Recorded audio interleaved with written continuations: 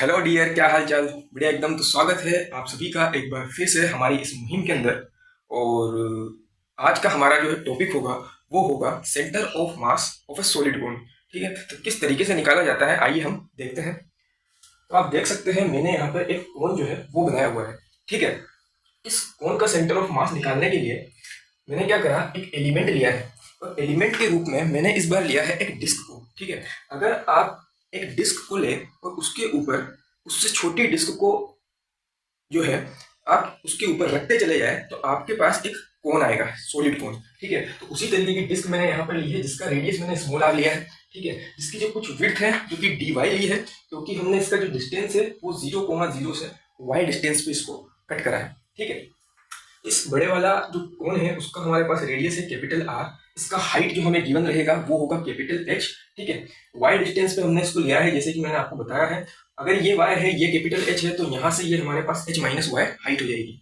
ठीक है, अब हम चलते हैं कि इसका जो वॉल्यूम मास डेंसिटी होता है वो क्या होगा। यहाँ पर वॉल्यूम मास डेंसिटी दिया हुआ रहेगा, क्योंकि आप जानते हैं जितनी भी सॉलिड चीजें हैं वहां पर यही जो है वो उनको वॉल्यूम मास डेंसिटी ही दिया हुआ होता है।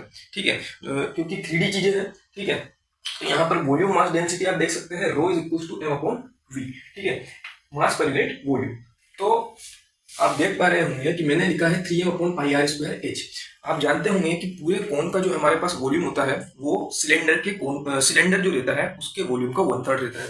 तो 1/3 अगर मैं लिखूं तो 3 ऊपर चल जाएगा और pi capital R square H. R जो है वो इसकी रेडियस होगी, एच जो है वो इसकी हाइट होगी। ठीक है, अगर मैं यहाँ से डी एम यानी कि इसका छोटा वाला जो हमने एलिमेंट चूज करा है एक डिस्क के रूप में, उसका अगर मैं यहाँ से वॉल्यूम लिखना चाहूँ तो वो क्या आ जाएगा, D M equals to rho D V. ठीक है, तो D M is equals to rho D V जो है वो क्या होगा, इस छोटे वाली डिस्क का पूरे का एरिया जो होता है हमारे पास पाई आर स्क्वायर। ठीक है, और इसका विड्थ डी वाई। तो मैंने लिखा है यहाँ पर पाई आर स्क्वायर और डी वाई। ठीक है, अब हम आ जाते हैं हमारा वही फॉर्मूला जो कंटिन्यूस बॉडीज का सेंटर ऑफ मास निकालने में काम आता है। यहाँ पर आप देख सकते हैं मैंने लिखा हुआ है y centre of mass is equals to the integration of y dm upon m equals to. अब फिर मैंने क्या करा है y, क्योंकि हमने y डिस्टेंस पे लिया था इसलिए y का तो y आएगा, लेकिन dm की जगह हम यहाँ से ये वैल्यू पुट कर देंगे और नीचे m तो यहाँ पे चली रहा है। ठीक है, उसके बाद ये रो और पाई और m नीचे है ही सही। रो और पाई यहाँ पर कांस्टेंट था इसलिए मैंने यहाँ पर इसको इंटीग्रेशन के बाहर रख दिया। अंदर रह गया हमारे पास y r स्क्वायर dy। ठीक है, अब यहाँ पर क्योंकि ये y के टर्म ये r का टर्म इंटीग्रेशन नहीं हो पाएगा इसलिए मैंने एक ट्रायंगल का रिलेशन यहाँ पर यूज किया है। आपको याद होगा कि 2D फिगर्स में जब हमने ट्रायंगुलर लेमिना का डेरिवेशन करा था सेंटर ऑफ मास के लिए, तो इसी टाइप का फॉर्मूला हमने यूज किया था, इसी टाइप का रिलेशन हमने वहां पर यूज किया था। क्या होता है कि किसी भी दो ट्रायंगल की सेम साइड का रेशो उनकी सेम साइड के रेशो के बराबर होता है। तो आप देख सकते हैं यहाँ पे कि जो बड़ा वाला हमारे पास कोण है उसका रेडियस कैपिटल आर, छोटा वाला जो हमने चूज करा है, आप अगर इसको देखें छोटे वाले कोण को अगर आप देखें तो यहाँ पर इसका रेडियस स्मॉल आर हो जाएगा। ठीक है, और इसकी छोटे वाले कोण की जो हाइट है वो एच माइनस वाई, और बड़ा वाला जो हमारे पास कंप्लीट कोण था उसकी हाइट कैपिटल एच। तो यहाँ से स्मॉल आर का रिलेशन हमारे पास यहाँ पे आ जाएगा और इस स्मॉल आर के रिलेशन को हम यहाँ पे पुट कर देंगे आर स्क्वायर के रूप में। ठीक है, तो यहाँ से क्या करा मैंने कि रो को मैंने खोल दिया और रो की वैल्यू मैंने यहाँ से पुट कर दी।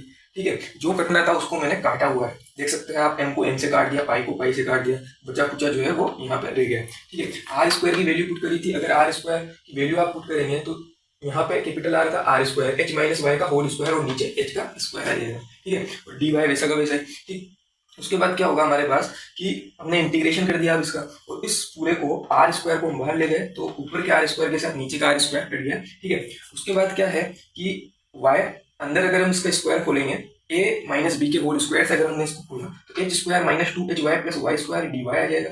ठीक, आर स्क्वायर से आर स्क्वायर कटेगी तो ऊपर क्या बचेगा हमारे पास 3 अपॉन एच क्यूब। ठीक है, अब हम इसको इंटीग्रेट करेंगे under limit 0 to H. 0 to H हमने इसको इंटीग्रेट इसलिए करा क्योंकि ये हाइट यहाँ 0 और ऊपर एच तक, ऐसे अगर हम इसको इंटीग्रेट करेंगे और डिस्क रखते हुए चलेंगे तो हमारे पास कंप्लीट सॉलिड कोन आ जाएगा। ठीक है, हमने इसको इंटीग्रेट यहाँ पे करा हुआ है, आप देख सकते हैं कि एच स्क्वायर क्योंकि कांस्टेंट है गिवन है, y का इंटीग्रेशन वाई स्क्वायर बाय 2 हमारे पास आ जाएगा। ठीक, यहाँ पर 2h जो है वो कांस्टेंट, y का इंटीग्रेशन वाई स्क्वायर बाय 2 आ जाएगा। ठीक, यहाँ पर y स्क्वायर है तो इसका इंटीग्रेशन क्या हो जाएगा y क्यूब बाय 3 और 0 से h लिमिट लगा दी। ठीक है, अब इस लिमिट को y की जगह हम अगर h पुट कर दें तो हमारे पास जो रिजल्ट आएगा वो आ जाएगा h/4। कैलकुलेशन मैंने आगे नहीं कही है, बहुत सिंपल कैलकुलेशन है, आप इसको इजीली कर सकते हैं, लेकिन ये रिजल्ट जो है वो बहुत इंपॉर्टेंट है। Centre of mass of solid कौन हमारे पास क्या आ जाएगा, h/4। ठीक है, तो आज के लिए इतना ही। आप समझ चुके होंगे सेंटर ऑफ मास किस तरीके से निकाला जाता है। ठीक है, हम फिर कल मिलेंगे फिर से एक नए टॉपिक के साथ। ठीक है,